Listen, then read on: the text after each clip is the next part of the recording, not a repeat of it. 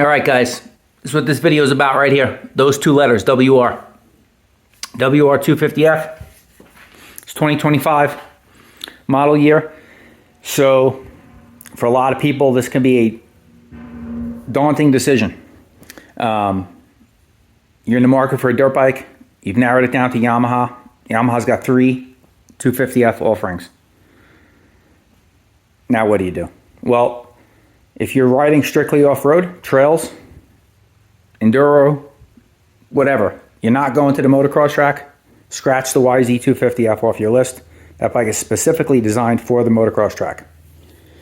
Then that leaves you with the WR250F and the YZ250FX.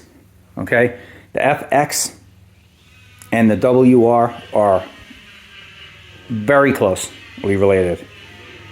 So we're going to talk about the differences between the two and which one maybe would be best for you. And I'm going to give you my opinion. Well, obviously you see I have a WR in the garage. So to me, that was the best choice for me to buy. But some of you guys may have a different opinion, and that's okay. But I'm going to try and explain to you why the WR is probably a better decision for even half of you who maybe have already purchased an FX in the 2025 model year at least. So a little history on the WR, and this is for US models, by the way. So overseas, Australia, Europe, the WRs over there are a little bit different. They've had the things we're going to talk about for years. Okay, the WR did not. So in the US, the WR always came one preloaded map, locked ECU, no CCU, which is the communication control unit, which would communicate with the power tune app on your phone. Never had any of that stuff, okay? So leading up to 2025, the FX had all that stuff, the WR did not. So there was a very big distinguishable difference between the two in terms of what you're getting. With the WR, you were getting a headlight, gauge cluster, fan, tail light, yada yada, stuff like that. A little bit soft tuned suspension. Now for the 2025, Yamaha's kind of thrown a little monkey wrench in that decision-making process. So Yamaha now for 2025 in the US and Canada offers a map switch. So you get 2 maps preloaded. You got the base map, and then you have a tamer map. You also get the CCU, so it communicates with your power tune app on your phone. It has traction control. You can adjust the traction control, and 3-4 different levels of traction control you can turn on or off on either map. The only thing you don't get that the FX gets is the unlocked ECU. Well, Yamaha has the solution for that. They sell the ECU for the WR, the competition ECU, for $199. So you spend $199, buy the competition ECU, it's plug and play. Take your side plastics off, unplug the stock computer, and plug in the competition ECU. Now you have full adjustability, update maps, create your own maps, everything that the FX and the F can do, WR can do at that point for $199. But here's the kicker, folks. The WR gives you a lot of other stuff, though the FX does not. So I'm going to show you why the WR, in my opinion, is the better choice. Now, they've added this other stuff for 2025. Previous to 2025, you'd have to spend about at least $900 for the CCU, the ECU, and the map switch. And maybe that might not have been worth it for some people. They just went with the FX. They didn't need the headlight anyway. No big deal, right? But I'm going to show you why now for 2025. The only thing you need is $199 competition ECU. But you get a lot more on the WR that you don't get on the FX. You get the headlight, okay?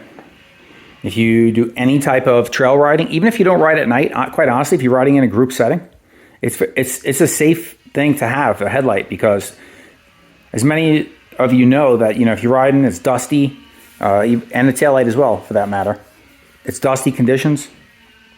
It's good to be able to see yourself and have other people see you on the trail. Sometimes through the dust, you can just see that light, and that's That's a good safety thing to have on the trail, even if you're not riding at night. But then if you are, it gets a little dark, you're in the woods, you have a headlight. It's nice to have. Nice to have a tail light. So you get the headlight, you get the tail light. They both give you a kickstand, right? FX and the WR both give you a kickstand.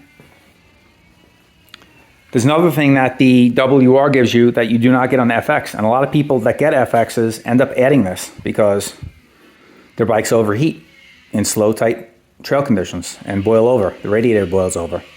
So they add a fan, and they sell a fan kit for the FX. Well, the WR comes stock with the fan.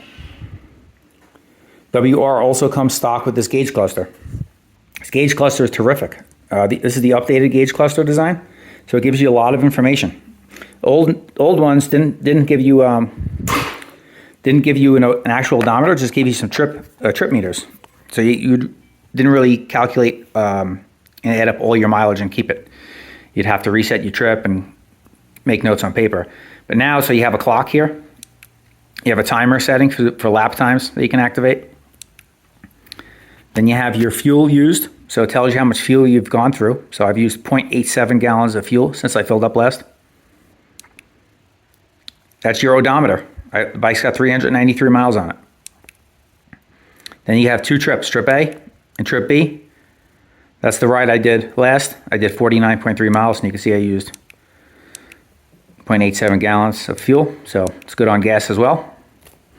And then you have your speedometer, and that also can quickly check on that one how much fuel you used approximately. So you get a lot with the WR you don't get with the FX. And the FX only gives you the ECU over the WR. So you're getting more for your money with the WR now in 2025 than you are with the FX. So if you buy an FX, chances are you're going to need a radiator fan. That's $125. And you may want to add a headlight kit. You may wish you had a gauge cluster. Maybe not. Some people don't care about that. But I like having all that stuff. I'm doing trail riding, okay? I knew I wanted an enduro bike. Not that this is a hard enduro bike, I'm not suggesting that, but an enduro style bike, trails, comfortable on the trail, has all the information display. I wanted all that stuff. So to me, the MSRP on both bikes are exactly the same, $9,099 and $600 delivery fee that Yamaha charges the dealer when they drop the bikes off. A lot of you guys think dealers are ripping you off with that fee. That fee is actually charged by the manufacturer. And you see the shipping fee, the crate and freight one. That is the, if you go right on Yamaha's website, it'll say $9,099 MSRP and $600 delivery. So that's what they're charging the dealers per bike to deliver them. The dealers pay that stuff. So that gets passed on to you. So you're looking at about $9,700 for this bike or the FX. Same exact price to the penny they are. They both give you the skid plate. This is a really nice skid plate. Okay, good coverage. There's really no need for an aftermarket skid plate on this. If you add the linkage guard to the stock one, you're good to go. It's really durable. It's solid. Very, very good skid plate. So you're getting everything the FX has. Same tires. Everything is identical. It's the same exact motor, same exact frame. On all three of the 250Fs for Yamaha, it's the same exact frame, same exact motor. So what you're getting slightly different between the two, other than the things we highlighted, is the suspension is going to be valved a little bit different. The suspension supposedly valved a little bit softer on the WR, but I can tell you for sure you could take this suspension on a motocross track because this suspension rides very firm. I have the clickers turned down quite a bit from standard settings and to soften the ride up a little bit, and it's great now. I have it at like 15 clicks out on the forks and 15 clicks out on the slow speed on the rear shock. And so that's what you're getting different. To me, it's a no-brainer, guys. You're spending the same amount of money. You're going to get more for your money with the WR. I'd rather buy the WR, have all those extra goodies, and put the $199 ECU in it than getting an FX and